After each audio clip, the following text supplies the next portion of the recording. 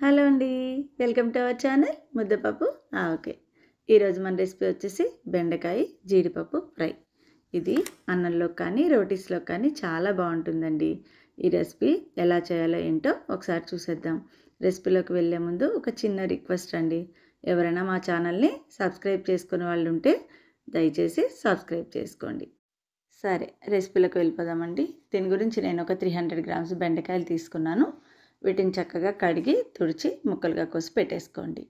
ఒక చిన్న గిన్నె తీసుకోండి. అందులో ఒక 1.5 స్పూన్ శనగపిండి వేసుకోండి. అలాగే ఒక హాఫ్ స్పూన్ కారం కూడా వేసుకోండి. అలాగే ఒక హాఫ్ స్పూన్ సాల్ట్, ఒక హాఫ్ స్పూన్ గరం మసాలా, అలాగే కొంచెం పసుపు వేసుకుని ఒక 1 స్పూన్ ఆయిల్ కూడా వేసేసుకోండి. వేసుకుని చక్కగా కొంచెం కొంచెం నీళ్ళు పోసుకుంటూ థిక్గా పేస్ట్ లాగా కలపండి. ఉండలు లేకుండా చక్కగా పేస్ట్లా కలిపేయండి. కొంచెం గరిటె జారుగా చూసారుగా ఇలా కలుపుకోండి. ఇప్పుడు పొయ్యి మీద కడాయి పెట్టుకోండి. అందులో ఒక 4 స్పూన్స్ ఆయిల్ లాగా వేసేసుకోండి. ఒక అర చెంచా జీలకర్ర, ఒక అర చెంచా ఆవాలు కూడా వేసేసుకోండి.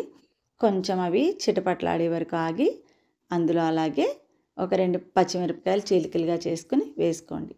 అలాగే ఒక కప్పు ఉల్లిపాయలు కూడా చక్కగా పొడుగ్గా తరుక్కుని వేసేసుకోండి.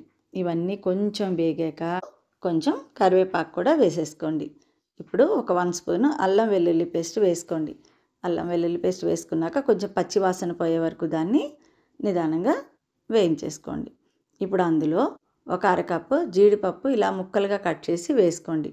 నేను చిన్న చిన్న ముక్కలుగా కట్ చేసి వేసుకున్నానండి. దీనికి బదులు పల్లీలు వేసుకోవచ్చు, జీడిపప్పును యాజ్ ఇట్ ఈజ్ అలాగే కూడా వేసుకోవచ్చు, అది మీ ఇష్టం.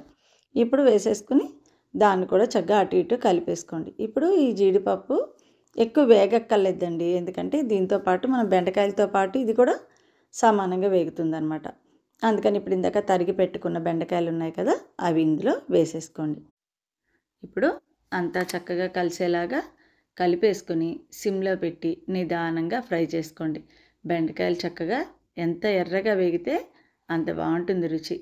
బాగా ఎర్రగా వేగాక ఇప్పుడు మనం ఇందాక పేస్ట్ కలిపి పెట్టుకున్నాం కదా, ఆ పేస్ట్ని కొంచెం కొంచెంగా ఇందులో వేసేసుకోండి. సగం వేసుకున్నాక అది ముక్కలన్నీ ఒకసారి నిదానంగా కలుపుకోండి. ఎందుకంటే మొత్తం ఒకసారి వేస్తే ముద్ద ముద్దలు అయినట్టు అయిపోతుంది.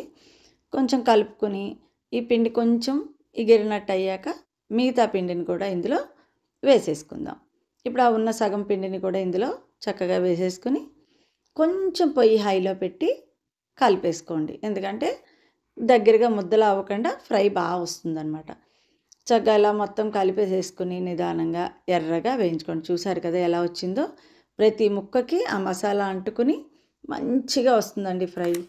దాంతో ఈ జీడిపప్పు కూడా, జీడిపప్పుని అలా వేస్తే ఒక్కొక్క ముద్దలో ఎక్కువ తక్కువ వస్తుంది. ఇలా మనం ముక్కలు చేసి వేసుకోవడం వల్ల కూర కూడా అంతా చాలా బాగుంటుంది, అంతా సమానంగా వస్తుందన్నమాట.